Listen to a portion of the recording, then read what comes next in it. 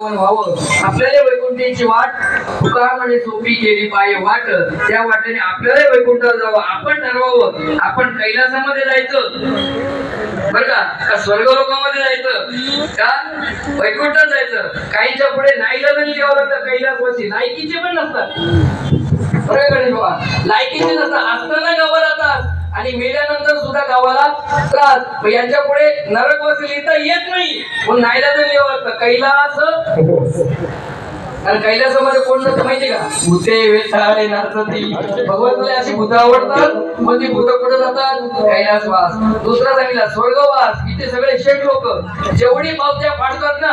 पुण्य करतात नाही का साईबाबाला दे एकविराईला दे पांडुरंगाला दे याचा जो देव असेल त्याला द्यायचं नाही का आता आईचं कार्य आईच्या कार्यानिमित्त तुम्ही काय जे दान धर्म कराल त्या दान धर्माच्या बळावर कुठे जाल स्वर्गती विद्यमान सोम पापूत पापा यज्ञे विश्वास्वर्गतीं प्रार्थयन्ते ते पुण्यमासाद्य सुरेंद्र लोक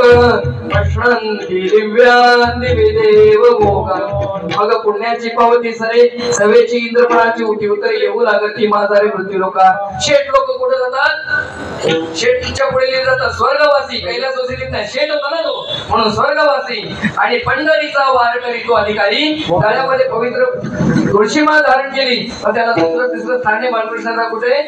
पण वैकुंठात असेल पण त्याच्या पुढे हरिभक्त पारायण वैकुंठ वासीच लिहावं लागतं आपण ठरवलं गेल्यानंतर काय करायचं पण आम्ही इतके पट्टे आहोत ना इतकं शरीर चांगलं दिलंय शरीर उत्तम चांगले नाही का इतकं शरीर चांगले शरीर सुखाचे घोसले शरीरा होय साध्य केले परब्रह्म याने परब्रह्माची प्राप्ती आहे तरी सुद्धा तुकोबार सांगतात एवढा चांगला मनुष्य जन्म तुला दिले इंद्रिय हात पाय कान डोळे मुख बोलाया वचन त्याने तू जोडीशी नारायण एवढं सगळं चांगलं दिलं तरी शेवटी म्हणतो काय एवढं चांगलं देऊन सुद्धा तुकोबार म्हणताय तुका म्हणे का रे म्हणे